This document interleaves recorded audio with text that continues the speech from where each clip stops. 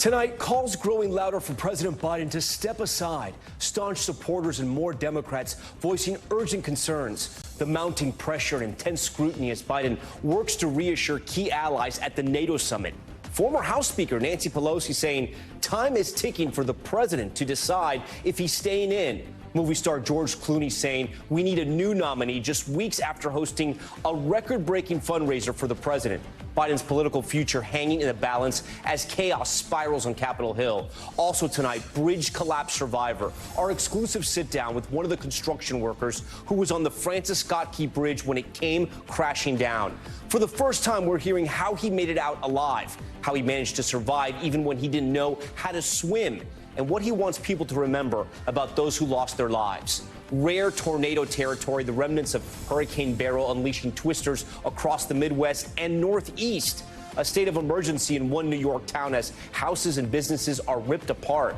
The severe storms lingering into the evening while 130 million Americans bake in sweltering temperatures. Baldwin on trial, powerful opening statements in the involuntary manslaughter trial of actor Alec Baldwin. Baldwin's defense arguing the shooting death of the cinematographer on the Rust set was a result of other crew members' failures. The prosecution claiming Baldwin was negligent when he allegedly pulled the trigger. How the defense responded, plus the frantic 911 call played to jurors and the body cam footage of the moment first responders arrived on the scene. Suspected crossbow killer, a man in custody after a gruesome discovery in England. 3 women, all related, found murdered in a brutal attack. The BBC identifying the victims as family members of a notable sports commentator. The all-out manhunt to detain the suspect and the country in complete shock.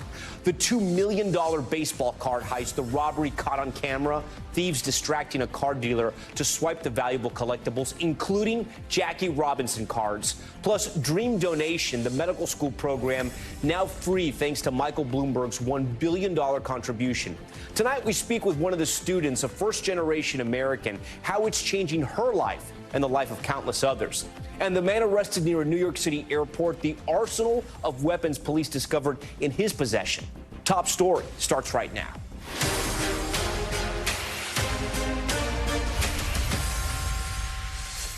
And good evening. Tonight, President Biden facing new signs of doubt as his re-election bid takes more hits from within his own party and even from the Hollywood elite. This just in, a GOP-led committee issuing subpoenas for White House aides over the president's health.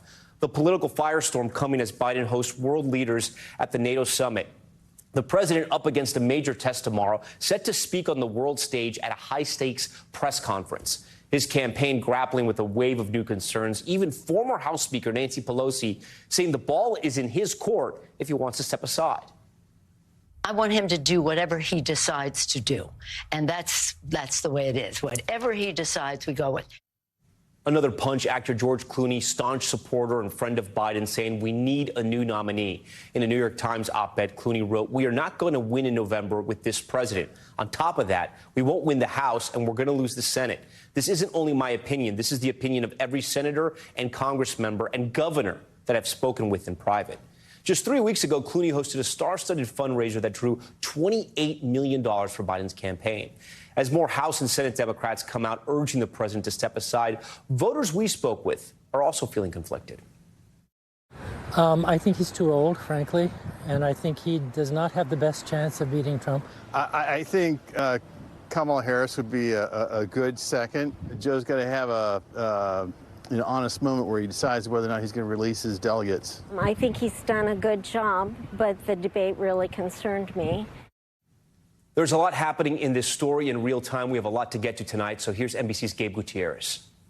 Ladies and gentlemen. Tonight, while hosting dozens of world leaders at the NATO summit in Washington, President Biden is promoting unity and strength.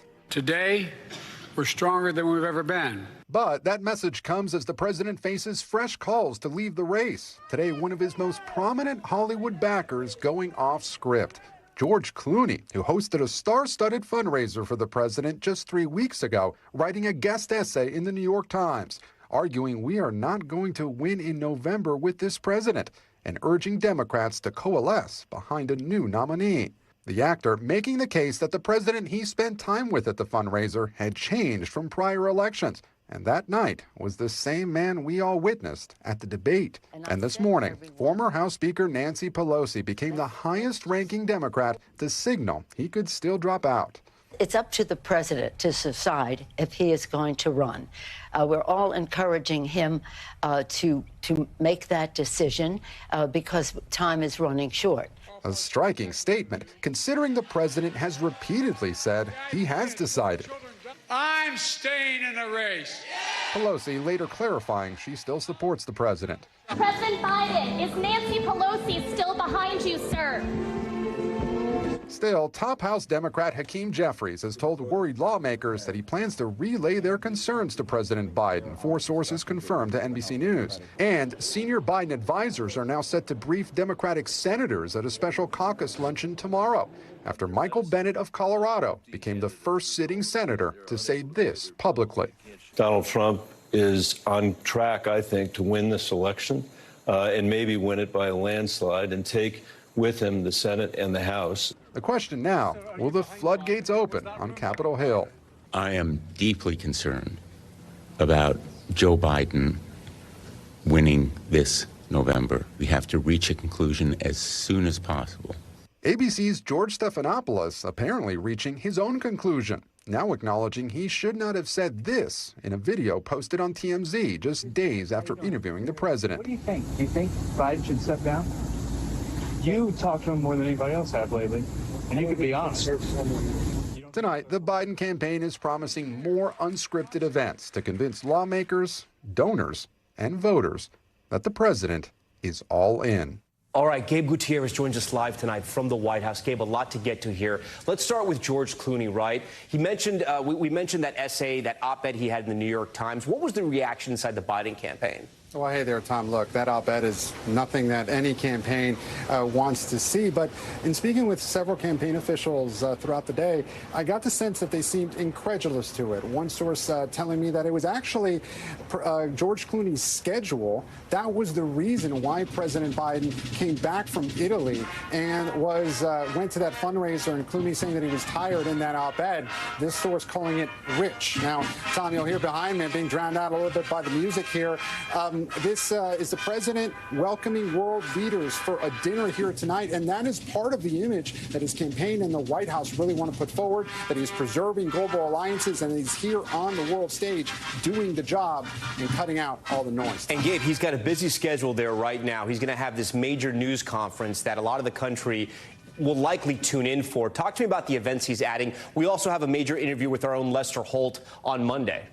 Yeah, certainly, Tom, and I was going to mention that as well. That is part of what the campaign is saying. It's going to be an increasing number of unscripted events. And you mentioned that news conference tomorrow, very significant. It's his first solo news conference of the year. And then on Friday, he heads to Battleground, Michigan, where he'll speak to voters there. And then you mentioned that key interview with our colleague Lester Holt on Monday. Then later on in the week, he heads out west to Las Vegas to speak at conferences there. So very busy couple of days for the president as his campaign really struggles to gain control of the narrative here, Tom. Gabe Gutierrez for us, starting us off. Gabe, thank you. President Biden facing major pressure on Capitol Hill, where congressional Democrats are divided over their support for his reelection campaign as leadership struggles to unite the party. Let's bring in NBC News congressional correspondent Julie Sirkin. Julie, I want to ask you first about this new reporting from Axios breaking tonight that in a call to donors, Democratic Senate Majority Leader Chuck Schumer said he's open to a ticket that isn't led by President Biden. What are you hearing tonight from Schumer's office?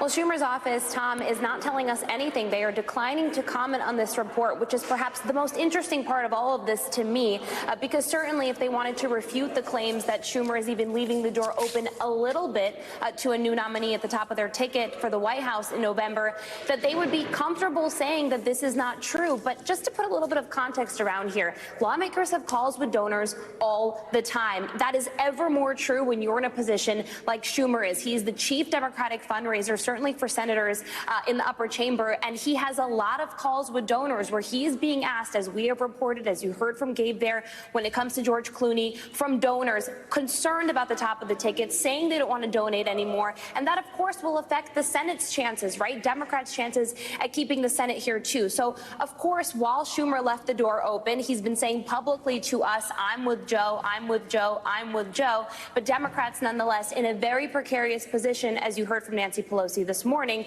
leaving the door open perhaps as well. So that's my next question, right? It sounds like some of the leadership, at least their language, is evolving on this issue, right? Right after that debate, they were behind the former president. And then we heard former Speaker Pelosi say what she said on Morning Joe. What are you hearing from your sources about how significant this is and how other lawmakers are expressing the same sentiment?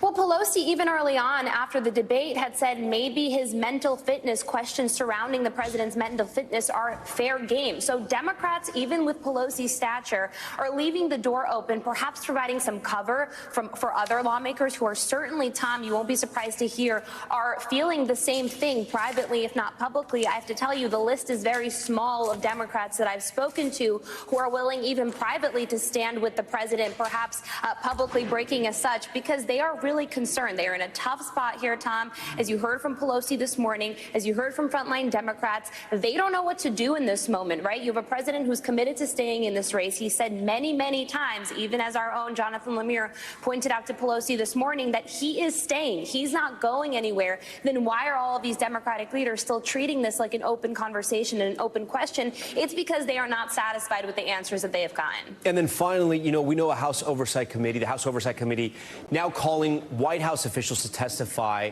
on President Biden's health. What do we know about this?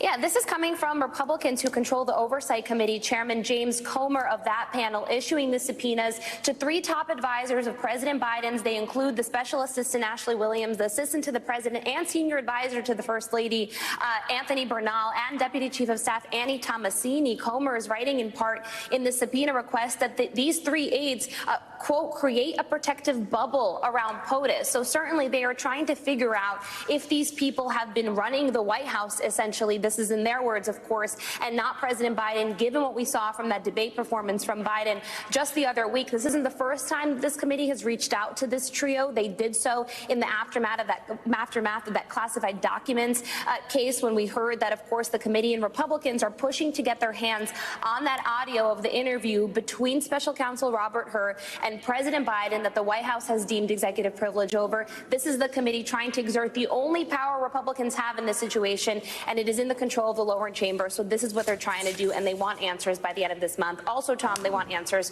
from the White House physician. Julie Sirkin, live from Capitol Hill for us. Julie, we appreciate you. Former President Trump capitalizing on the Democratic turmoil, as you can imagine, blasting President Biden for his poor debate performance and accusing Democrats of covering up his mental state. It comes as Trump builds suspense for the announcement of his running mate less than 1 week from the start of the Republican National Convention. Garrett Haake has more details.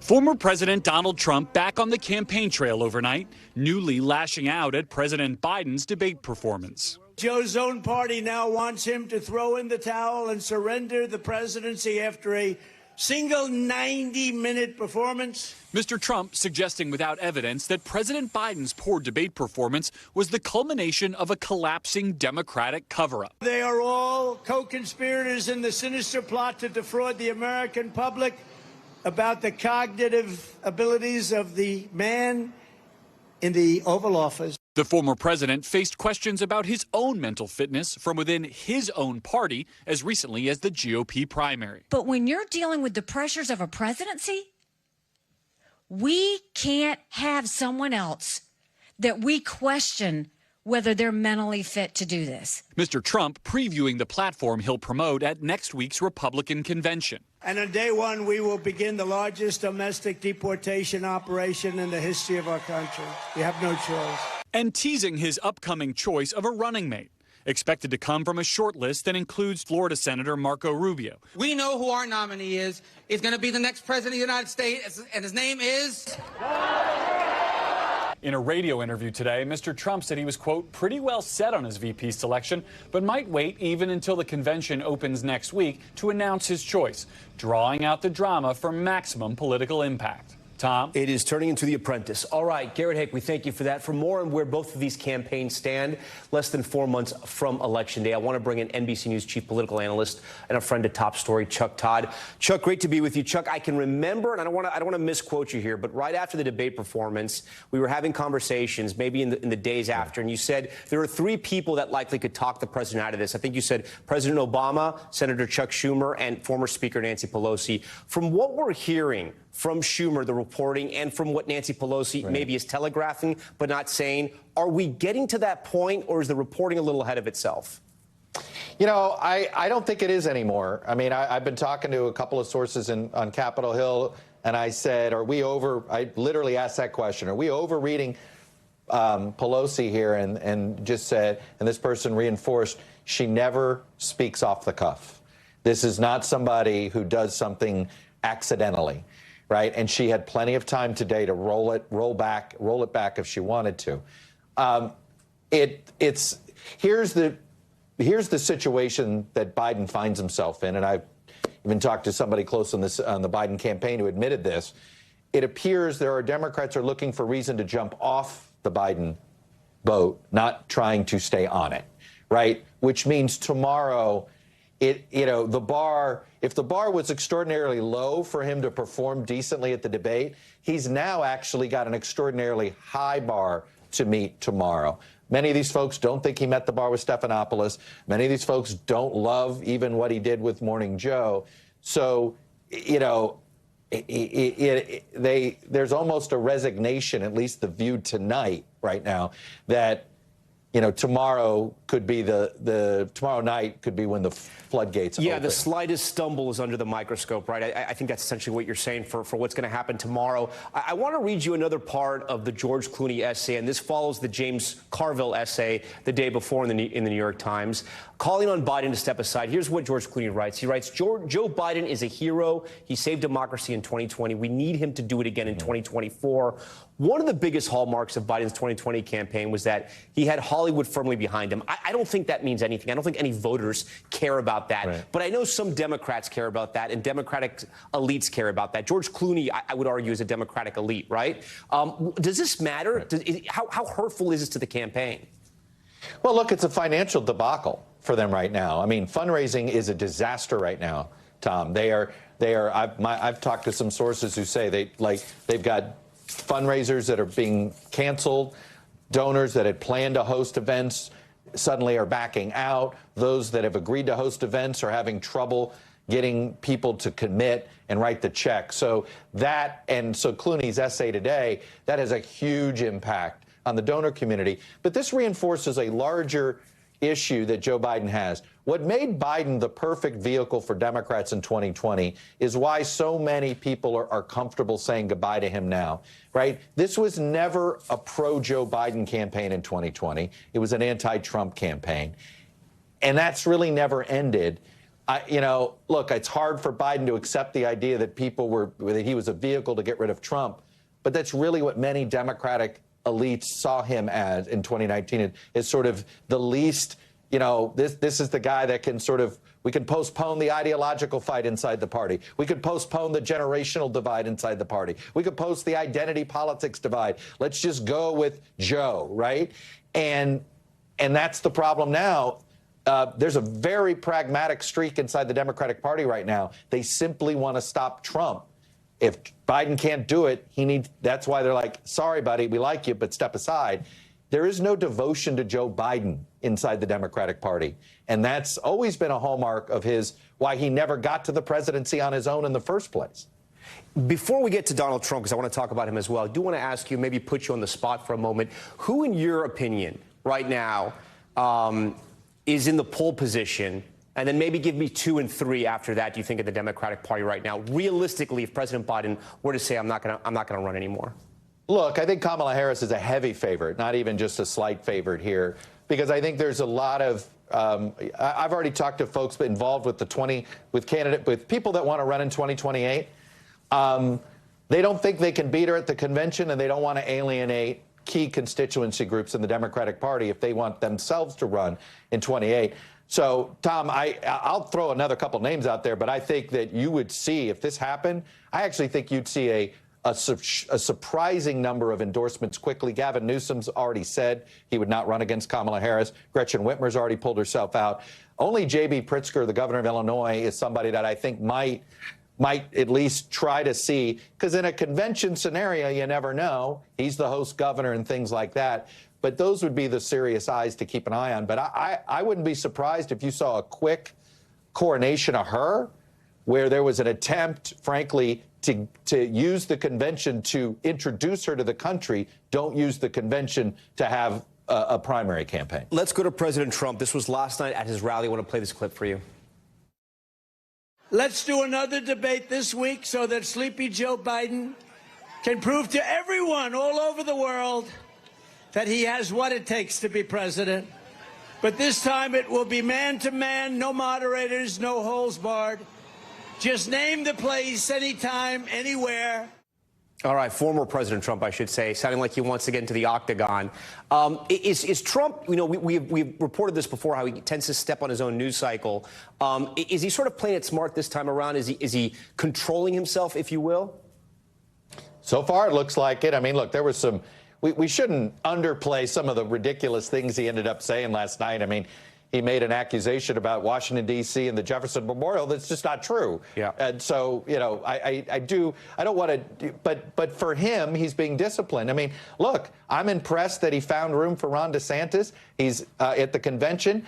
I mean, it sounds like they're reaching out to see if they can get Nikki Haley to speak now. I mean, Tom, you could have a situation next week where you have a Republican Party that looks extraordinarily united around its nominee, up and down the ballot. Whether that's smart politics or not, we could debate that later. But the picture of a party sort of very, you know, feeling their oats. Now, sometimes when Trump feels his oats, he sort of goes over his skis and says things he shouldn't say. But he's been disciplined for Trump. That's for sure. He's mostly stayed out of the way. In fact, I expect him, by the way, the only problem he's got is, will anybody pay attention to the convention next week? Because it does seem as if the Democratic intrigue is still the top story in American politics, and it will be next week as well. And that opens the door to the next thing I'm about to read right here. But, Chuck, I want to thank you for joining Top Story tonight. A programming note, what Chuck was alluding to, we mentioned earlier this, on Monday, Lester Holt will sit down with President Joe Biden in an exclusive one-on-one interview. Watch a preview on NBC Nightly News and right here on Top Story. Catch the full unedited interview in a primetime special at 9 p.m. Eastern on NBC and NBC News Now, and then we will roll right into the RNC coverage. Next tonight, an NBC News exclusive interview, speaking out for the first time since the catastrophic Baltimore bridge collapse in March. Survivor Julio Cervantes Suarez sat down with us to recount his desperate fight to stay alive as he saw his family members and friends disappear into the Patapsco River one by one. Hold on traffic on the Key Bridge. There's a ship approaching. It just lost their steering. When the cargo ship Dolly slammed into Baltimore's Key Bridge, causing it to collapse, 7 construction workers were hurled into the Patapsco River. Like there is no bridge. Like there is no bridge. 6 of the workers would die, all but Julio Cervantes Suarez. This image is frozen in your head? Sí. Why? ¿Por qué? Porque es el barco que... It's the ship that destroyed 6 families, he says. For the first time, he's telling his story of survival. Just before 1:30 a.m., as the Dolly was making its way under the Key Bridge, Cervantes and his crew were on a break towards the middle of the bridge, eating in their vehicles. There's a ship approaching. It just lost their steering. So until you get that under control, we got to stop all traffic. Though police had been alerted, Cervantes says they had no idea the 947-foot-long vessel was about to hit the bridge. He says suddenly everything started to shake. He witnessed his co-workers all slide into the water one by one, and then so did he. Do you remember what was going through your head as you're falling into the water? Pensé que... I thought we might never get out, he says. Did you pray? Did you scream?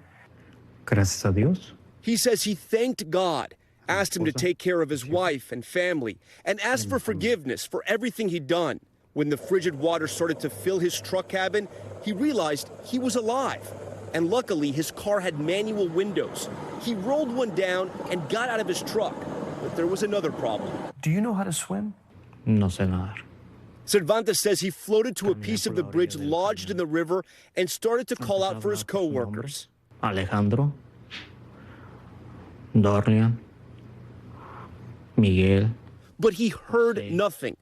Among those who died, his brother-in-law and his 18-year-old nephew, who he considered a son. He wishes he could have one last conversation with him and thank him for being part of his life. Gracias por dejarme ser parte de su vida. Lawyers representing 5 of the victims, including Cervantes, plan to file suit in the coming weeks against all companies involved with the ship. The NTSB has reported the ship had power trouble in the days leading to the disaster. It's an American tragedy. I need you to really understand what happened. A foreign vessel hit an American bridge and killed Americans. And they have asked the court to not be held responsible. Explain that to me as simply as you can, what you're up against with the law. It is an archaic rule that was created after the Titanic sank to protect companies when they cause tragedies. And it's being used now to deny all of these families, Baltimore, the state, and this country, the right to hold them accountable. What for you is the single biggest piece of evidence?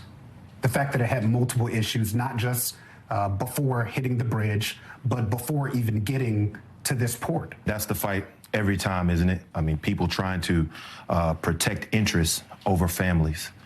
And it's sad. What's the most horrifying part of his story for you that lives with you, that you have to think about as you put together your case? To me, just being in the dark, in the water, having to fight and figure out a way to survive in a situation that you've never been in the freezing cold water, and watching your family members die in front of you, completely harrowing. How do you want the country to remember your coworkers, your friends and family?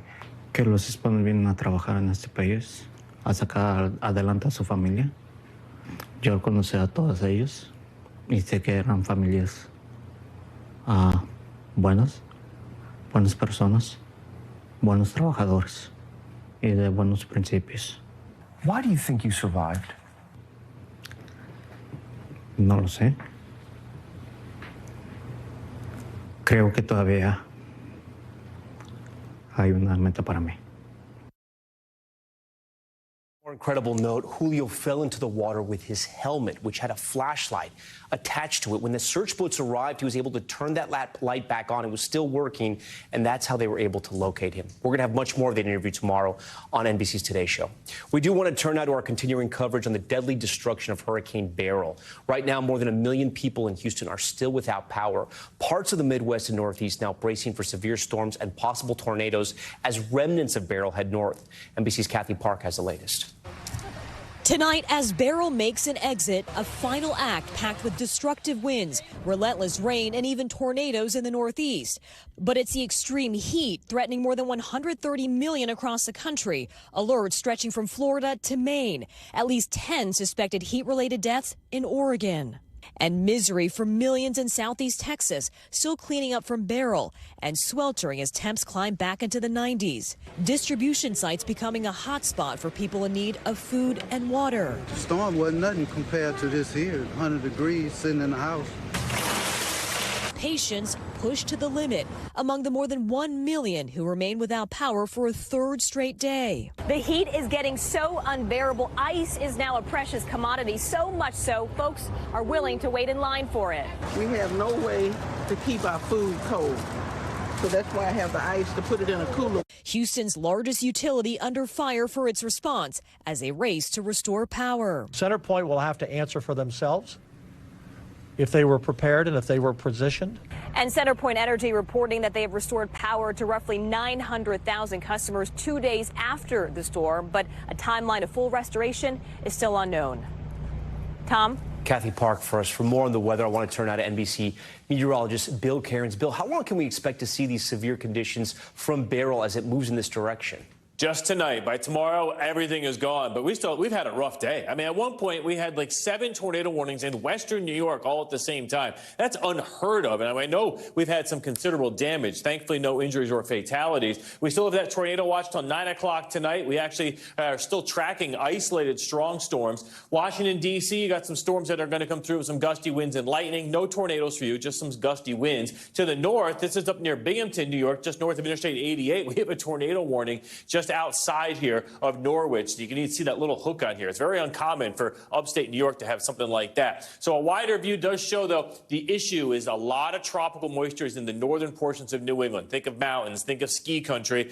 They're not really accustomed to getting heavy rain and tropical rain, and that's why we already have numerous flash flood warnings. I've heard of reports of at least 2 roads closed already in Vermont, and this is just the beginning. As we go throughout the night, we're going to get an additional 2 to 4 inches of rain in the high country, and with the hilly and mountainous terrain, that's going to be problematic. And then on top of everything else, of course, the heat hasn't gone anywhere. Today, the humidity was almost off the charts in areas of the East Coast. It still feels like 103 in Washington, D.C., but as these storms go through, some cooler air, a brief break tomorrow. And I say brief because it's not going to last long. 92 is now considered a break in Washington, D.C., but as we go through the weekend, the heat builds back in. I mean, look at Nashville, 98, 99, D.C., 91, then 96. So, Tom, this is just one of those summers. We're on pace for a hottest summer all time ever in this country, and next week we should be up near 100 in the mid-Atlantic. It's not over yet. Last summer it was all rain. This summer it's all heat. You can never win. All right, Bill Cairns, we appreciate that. Still ahead tonight, actor Alec Baldwin's involuntary manslaughter trial underway. Prosecutors arguing Baldwin neglected safety standards when the cinematographer on the Rust set was shot. The panic 911 call and body cam footage playing out in the courtroom. Plus the alarming tire blowout on an airport runway, the latest scare in a string of recent airline incidents, and a $2 million worth of rare baseball cards stolen. The brazen heist caught on camera, and the urgent search for those suspects. We'll tell you what happened. Stay with us.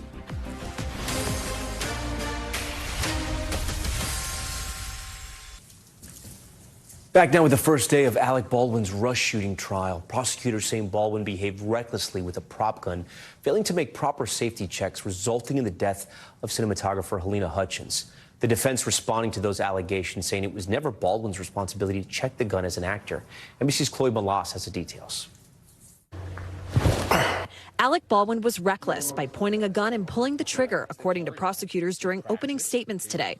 The evidence will show that someone who played make-believe with a real gun and violated the cardinal rules of firearm safety is the defendant. The Santa Fe prosecution painting a picture to jurors of a seasoned actor with careless behavior on the 2021 film set Rust. You will see him put his finger on the trigger when his finger's not supposed to be on the trigger. The prosecution says they'll prove the revolver that killed cinematographer Halyna Hutchins could not have fired a bullet without Baldwin pulling the trigger, something the actor has repeatedly denied. Well, the trigger wasn't pulled. I didn't pull the trigger. Baldwin's defense team now says even if he did, it doesn't make him guilty. Even if he intentionally pulled the trigger like the prosecutor just demonstrated, that doesn't make him guilty of homicide. Baldwin listening intently as his lawyers slammed assertions he should have checked the gun for live bullets. He was just acting as he has done for generations. The jury today shown harrowing body cam footage of the moments after the fatal shooting must ultimately decide who to believe. He pointed the gun at another human being, cocked the hammer, and pulled that trigger. This was an unspeakable tragedy. Alec Baldwin committed no crime. Hey there, Tom. It was a showdown in court between New Mexico special prosecutors and Alec Baldwin's legal defense team. They were going back and forth on who was responsible the day that Halyna Hutchins was killed on that Rust film set in 2021. All right, Chloe, we thank you for your reporting. For more in-depth analysis of this trial, I want to turn right over to NBC's legal correspondent, Angela Senadella. Angela, let's just start from the beginning, real basic here. Explain to our viewers the difference between murder and involuntary manslaughter, what he's charged with. Yeah, so there's a huge difference, and that big difference is all about intent. So with a murder charge, you have to prove that this person was intending to kill the other person. Now, with manslaughter, you don't. All you have to prove is that this person was irresponsible, was so reckless, and that recklessness resulted in the death. Involuntary, though. Why involuntary as opposed to just manslaughter? Well, they're kind of the same thing here. Right? Yeah, it's really just that he didn't intend to. There was no voluntary action. So we heard from the prosecutors, they're essentially painting Baldwin as a wannabe cowboy, right? Waving the gun around, pointing at people with it. What's the strategy here? So they're trying to show him as just reckless overall from beginning to end, that he showed up to the set a week after he was supposed to, that he didn't follow the training that he was supposed to, that when he was on set, he didn't point the gun, he didn't check the gun, he pointed it without knowing where it was being pointed at, and that he also put his hand on the trigger, whether or not he pulled it, even if he intended to do it. So they're just showing that he's totally reckless. So what about the defense here? What's their strategy then? So I thought they had really creative arguments today in opening statements. So the first is obviously just that he is an actor and that actors only act. They don't do anything more than that. But what they said today is that an actor, in order to be good at your job, you actually have to go so into your character. You have to divorce yourself from the reality of what's happening around you, that to be good as an actor, you actually have to disregard safety, disregard what's happening. As a result, that's why there's strict delegation of responsibility. That's why the AD is the one who has to yell cold gun. It's not supposed to be Harlan Rust, a.k.a. Alec Baldwin, checking the gun. So the method actor defense strategy, I guess, will that work on a jury? I mean, it depends on what the jury thinks, but Yeah. I thought it was somewhat powerful. I also thought the last thing the defense said today was really powerful, and that was that regardless of what you believe the prosecution has proven today or throughout this whole trial, no actor has ever pulled a live round out of a gun. So it's almost like whether or not you believe that he messed up, this could not have been foreseeable even a little bit. So there's going to be an issue here, right, about Alec Baldwin's character and whether they believe him or not. We saw that in the interview that he sat down with George Stephanopoulos. He says he never pulled the trigger. Prosecutors are saying there's no way this gun could have fired unless he pulled the trigger. So there's a clear discrepancy there. Could that come back to haunt him? Yes, I think it already has. It was already foreshadowed today by the prosecution in their opening statements. So ironically, whether or not he pulled the trigger might not have even mattered in the prosecution strategy. But once he went on the show with George Stephanopoulos and said that he didn't do it, now the prosecution can paint him as a total liar. And in doing that, that goes to their whole portrait of him as reckless and allegedly as totally irresponsible. How did you view Alec Baldwin? We've done all these high-profile cases, a lot of them involving the former president, President Trump. And we've been talking about sort of the body language, the way they're reacting in court. How is Alec Baldwin behaving so far in court? He is behaving, and also this is very intentional, all of it, I believe. Having his wife right behind him and having his 2-year-old in the courtroom on Monday, all of this is trying to paint him as an empathetic, nice, considerate human being, because the prosecution is really saying the opposite, that he has a disregard for all human life. But when you see his wife with 7 kids, you think, well, maybe he does care about human life. Angela Sanandela for us. Always great to have you on the show. Coming up, the startling arrest outside a major U.S. airport, the bullets and weapons police say they discovered, and the suspect now in custody. That's just ahead.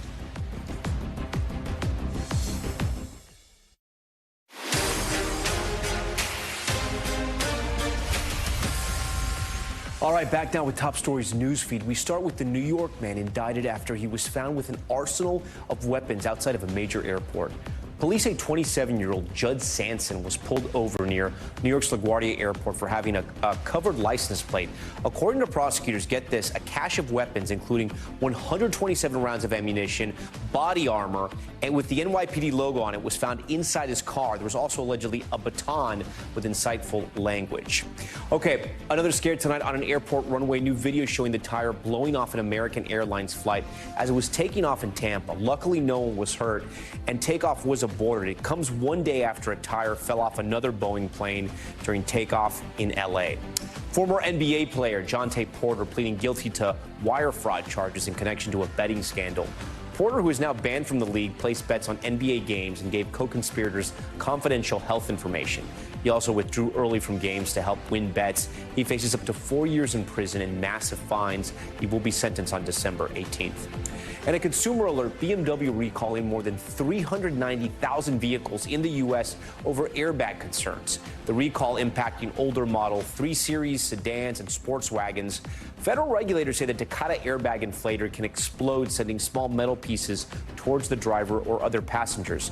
So far, BMW has not received reports of any injuries. The airbags will be inspected and replaced. Okay, next tonight, to a major theft caught on camera. Police in Allen, Texas are looking for 4 men who stole a collection of rare baseball cards worth close to $2 million. The incident happened over the weekend at one of the largest card dealer events in the country. Meredith Yeomans from NBC Dallas has this story. Watching the video, it was clearly executed very well. Surveillance video of the Dallas Card Show reveals how the high-dollar heist happened. After the show Sunday at the Marriott Allen Hotel, 3 males appear to distract show workers, while a 4th male grabs a case full of collectibles, including several Mickey Mantle cards, one with a $175,000 price tag. These are Grail pieces that were stolen. Dallas Card Show organized the event and also have a store in Allen where we met card dealers Jordan Richards. We're like a brotherhood. And Rohan Gar. It seemed like a really good show all around. Both were vendors at this weekend show and say they could have easily been the victim. These are the centerpiece of most people's collection that were stolen. It's stuff that people worked very hard to get. And to see it all just stolen like that it's pretty heartbreaking. The collection's owner shared photos of the stolen cards on social media, along with a spreadsheet detailing what was stolen. Cards worth nearly $2 million. I think that it's a horrible situation. I hope they figure out who did it and capture it. The theft has these dealers rethinking how they do business. They say they'll have more protections in place to prevent becoming the ring's next target. More importantly, I think I'm just going to be more vigilant. Especially until the baseball card thieves are busted. Coming up, the chilling attack rocking a quiet neighborhood. Police arresting a suspect accused of using a crossbow to massacre 3 victims. The latest details on the investigation. That's next. We're back now with the arrest in a triple murder of a person accused of wielding a crossbow in a UK town. Police taking a suspect into custody following a 24-hour manhunt after 3 women were found in their East England home gravely injured. The community now in mourning as a motive remains unknown. NBC's Daniel Hamamjian is in London with the latest. Tonight, the suspect in a triple murder suspected of wielding a crossbow is in custody. The suspect, 26-year-old Kyle Clifford, now in hospital after allegedly carrying out what police are calling a targeted attack. It happened in this normally quiet, leafy neighborhood 20 miles north of London, which is now the scene of the triple murder investigation. The victims, all women, and all are believed to belong to the same family, according to police. The BBC has identified them as Carol, Hannah, and Louise Hunt, the wife and daughters of British sports commentator John Hunt. They were found in a home on Tuesday night and died shortly after police arrived on the scene. Authorities believe the suspect was known to the victims and believe that in addition to a crossbow, other weapons may have been used. In the end, Clifford was located in a London cemetery near his home, with police stressing that no shots were fired, though the suspect was found with injuries. Schools had gone into lockdown and members of the public were urged not to approach the suspect. We've can't remember a murder in our rather quiet neck of the woods. Homicides by crossbow are rare here, but there have been cases, fewer than 10 over a decade. A review of UK laws was announced after a man tried to kill Her late Majesty, Queen Elizabeth. He had attempted to break into Windsor Castle with a loaded crossbow. The suspect is now receiving medical treatment, and police say they're not looking for anyone else in connection with the investigation. Tom. We thank Danielle for that report. Now to top stories, Global Watch, and a check of what else is happening around the world. We start with a major chemical fire in Melbourne, Australia. New video shows thick black smoke and flames erupting from the factory. The fire spreading through the building that held multiple barrels of various chemicals, causing a series of explosions. No one was hurt, but authorities are warning residents to shelter in place as they investigate the air quality. Russia ordering the arrest for the widow of the late Russian opposition leader, Alexei Navalny. According to Russian state media, Yulia Navalny is wanted on charges of extremism. She's vowed to continue the work of her husband, who died in an Arctic penal colony in February. She currently lives outside of Russia, but could be arrested if she sets foot inside the country. And a Spanish soccer player becoming the youngest goal scorer at the Euro Cup. And he may have been destined for soccer greatness from the start. Here's why. At just 16 years old, Lamine Yamal scoring against France for Spain's semifinal win. And a photo from 2007, look at this, has resurfaced amid his success. It shows him as a baby with none other than the great legend Messi. It was shot for a Barcelona calendar benefiting charity. Now Messi and Yamal will play in separate tournament finals on Sunday. Pretty cool.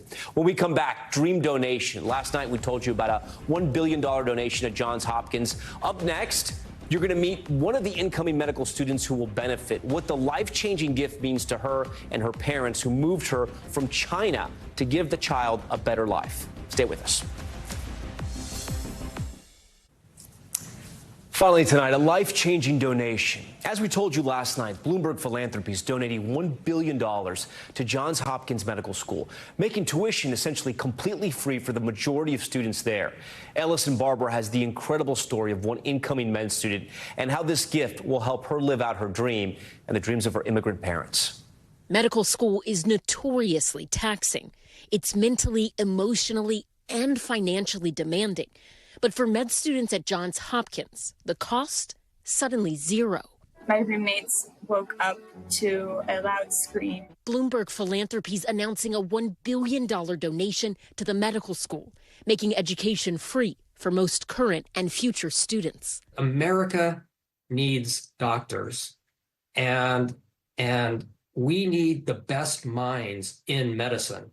And so this gift that Mike Bloomberg had is going to help us, as I said before, find those students, those brilliant students who might have otherwise not gone to medical school. 100% of tuition will be covered for families making less than $300,000 a year. That's 95% of households in the country. And for families who make $175,000 or less each year, living expenses and other fees will also be covered.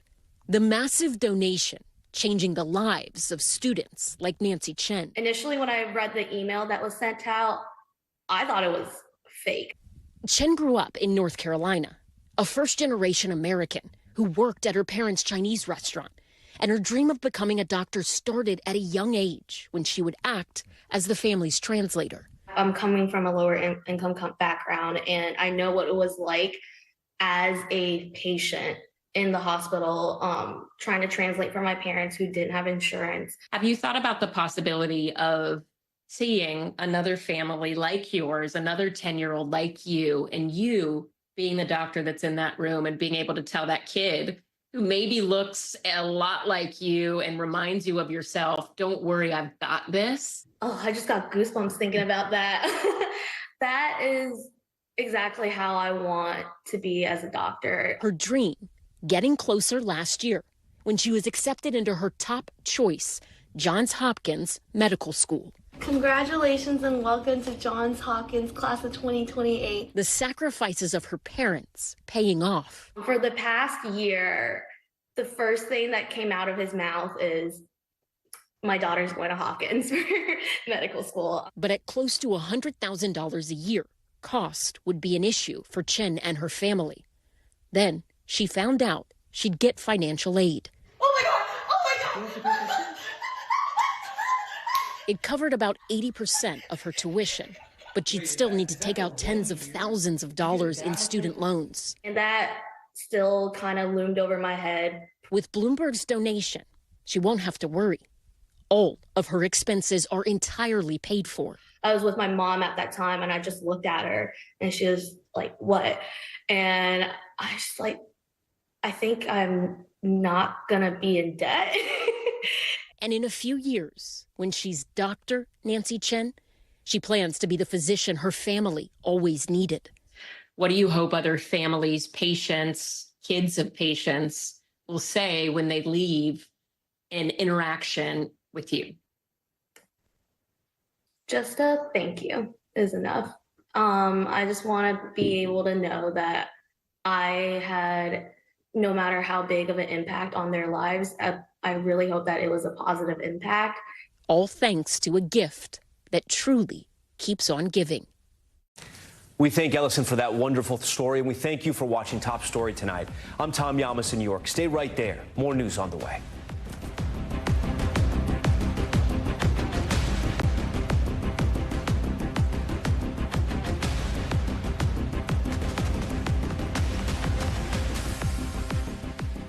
Thanks for watching. Stay updated about breaking news and top stories on the NBC News app or follow us on social media.